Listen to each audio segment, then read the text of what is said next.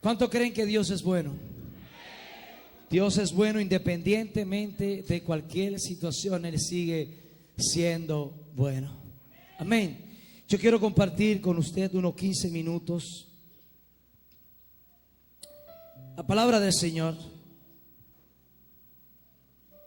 Este tiempo de noches de fe, la intención ha sido poder traer una palabra que nos eleve en nuestra fe. La Biblia dice que el justo por la fe vivirá. Amén. Por lo tanto, en el reino no hay otra forma de vida que no sea a través de la fe. Porque si el reino de Dios es un reino invisible, no hay forma de accesar a todo lo que Dios ha decretado para nosotros a través de sentidos naturales. Por lo tanto, la única forma de poder accesar a todo lo que Dios ha planificado para cada uno de nosotros es a través de la fe. ¿Alguien dice amén? No hay otra forma. Cuando Dios diseña a Adán, Dios lo diseña con 5 sentidos naturales para poder tener acceso a lo físico, pero lo diseña con un sentido natural espiritual llamado fe, para que pudiera tener acceso a lo espiritual. Cuando Adán se desconecta, solamente se queda funcionando con sus 5 sentidos. Por lo tanto, por eso es que para nosotros lo que vemos, lo que tocamos y lo que oímos es más real que lo que no podemos ver. Por eso para nosotros nuestras crisis parecen ser más reales. Pero la intención de Dios hoy es podernos decir: lo más real no es lo que estamos viendo hoy. Lo más real es lo que Dios planificó en la eternidad. La Biblia dice que por la fe entendemos haber sido constituido el universo. De modo que todo lo que se ve fue creado ¿de dónde? De lo que no se ve. Por lo tanto, la pregunta que yo le hago hoy: ¿qué es lo más real? ¿Lo que se ve o lo que no se ve? Lo que no se ve. La pregunta que yo le vuelvo a hacer es: ¿por qué entonces a veces le creemos tanto a lo que se ve? Si lo que Dios dice está por encima de lo que nosotros podemos estar atravesando. Así que la intención de Dios es que podamos, como iglesia, como ciudad, poder accesar a todo lo que Dios ha planificado para cada uno de nosotros. Amén. Yo quiero que usted me acompañe al libro de Lucas, su capítulo 15, verso 11 al 32.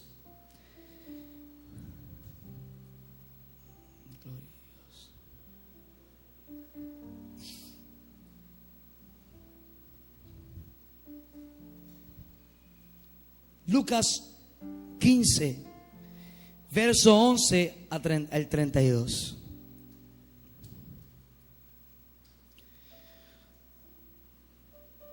Dice de esta forma: también dijo: un hombre tenía 2 hijos, y el menor de ellos dijo a su padre: Padre, dame la parte de los bienes que me corresponde. Y les repartió los bienes. No muchos días después, juntándolo todo, el hijo menor se fue lejos a una provincia apartada, y allí desperdició sus bienes viviendo perdidamente. Y cuando todo lo hubo malgastado, vino una gran hambre a aquella provincia, y comenzó a faltarle. Y fue y se arrimó a uno de los ciudadanos de aquella tierra, el cual le envió a su hacienda para que apacentase cerdos, y deseaba llenar su vientre de las algarrobas que comían los cerdos, pero nadie le daba.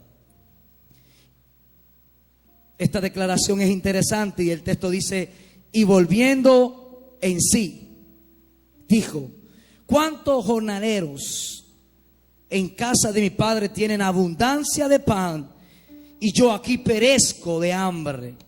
Me levantaré e iré a la casa de mi padre, y le diré: Padre, he pecado contra ti y contra el cielo, y ya no soy digno de ser llamado tu hijo. hazme como uno de tus trabajadores. Y levantándose vino a su padre, y aun cuando estaba lejos, lo vio su padre y fue movido a misericordia.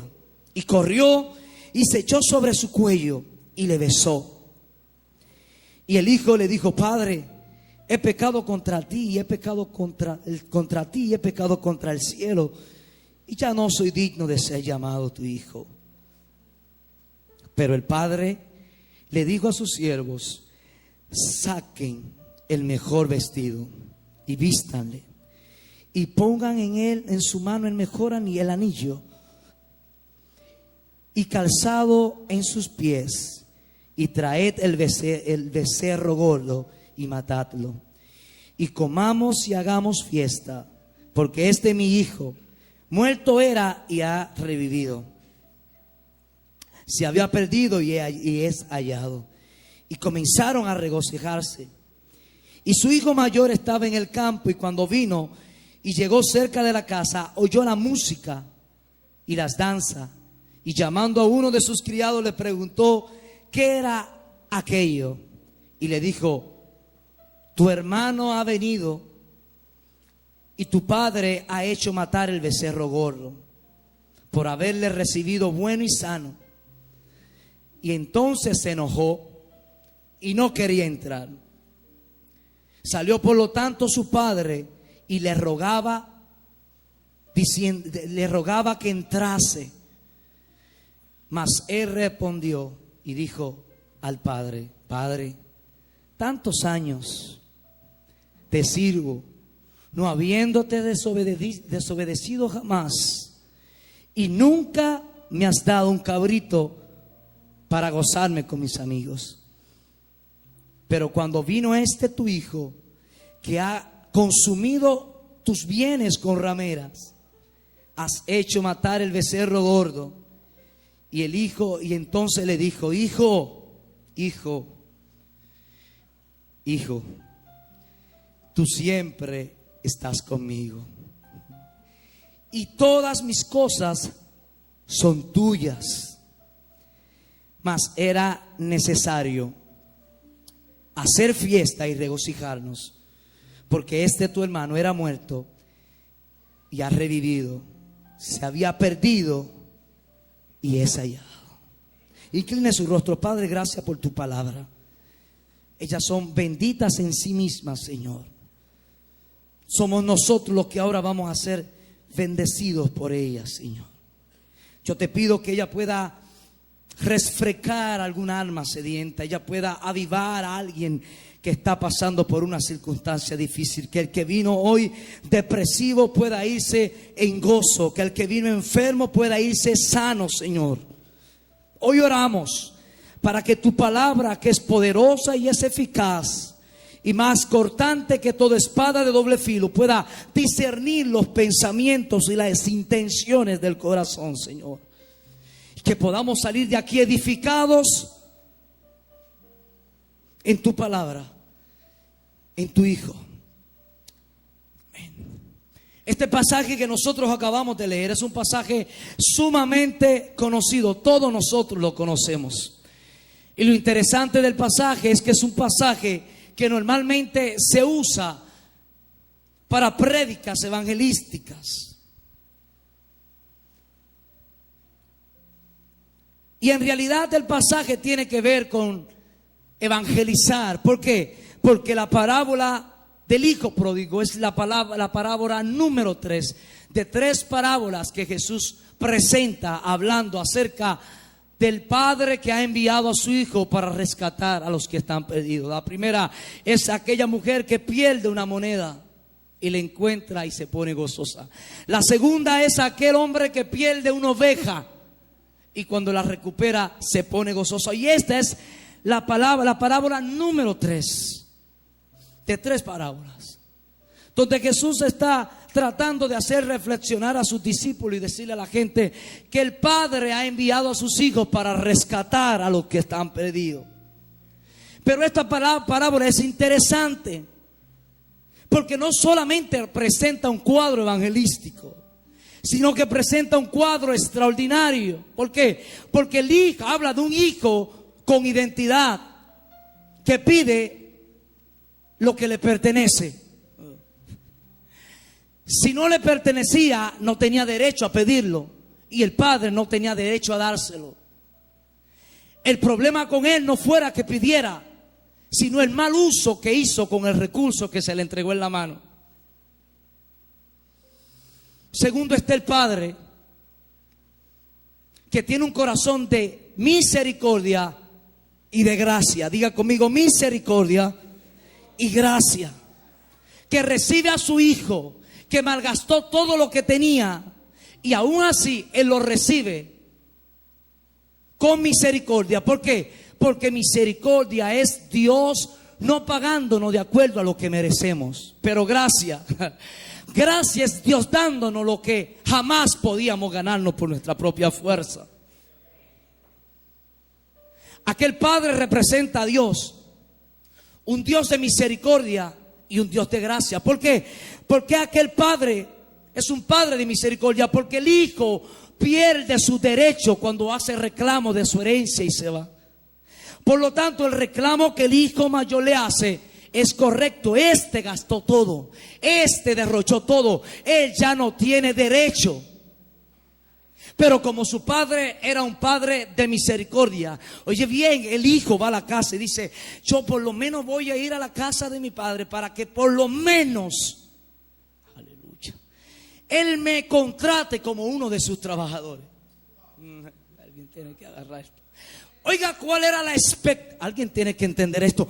Oiga, ¿cuál era la expectativa de aquel muchacho? Que por lo menos su padre le diera trabajo. Pero como Dios siempre sobrepasa nuestras expectativas. Oiga bien, no solamente no le pagó de acuerdo a lo que merecía. ¿Qué merecía? Rechazo. Porque él actuó de la forma contraria. No solamente lo recibe, sino que le da lo que no merecía, le da gracia. Yo no sé si a usted esto le presenta un cuadro muy familiarizado con nosotros, pero usted y yo estábamos perdidos en el mundo, estábamos perdidos en nuestros delitos y pecados, y lo único que merecíamos es ir al infierno. Dios en su misericordia envía a sus hijos a morir en una cruz para que no fuéramos al infierno. Pero no solamente eso, sino que nos da gracia. Diga conmigo, gracia. Gracia es Dios dando lo que no merecemos. Lo voy a volver a repetir porque gracia es una palabra interesante. Gracia es Dios no solamente librándote de ir al infierno, sino que aparte de eso te da el cielo. No solamente te da lo que no mereces, sino que decide bendecir al hijo con mucho más, porque el padre tiene un corazón de gracia y un corazón de misericordia. Pero el tercer hijo es el tercer personaje de todo este panorama es interesante, porque es el hijo mayor. Cuando nosotros leímos el pasaje que acabamos de leer dice que el hijo menor pidió la parte de su herencia que le pertenecía. Y el pasaje y la declaración poderosa que sigue es que y les repartió sus bienes. Está hablando en plural. Todo lo que hemos leído, y quizá usted se ha dado cuenta y otros quizá no se han dado cuenta, que este pasaje no solamente está diciendo que el padre le dio herencia al hijo que se fue. El pasaje dice y les repartió, diciendo de esta forma que él le dio herencia a cada uno de sus hijos. Si nosotros lo leemos en la Nueva Versión Internacional, dice que a cada uno le dio lo que le pertenecía. Dice que a cada uno, la versión hispanoamericana que dice que a cada uno le dio lo que le correspondía. Cuando yo vi esto, yo nunca había visto esto.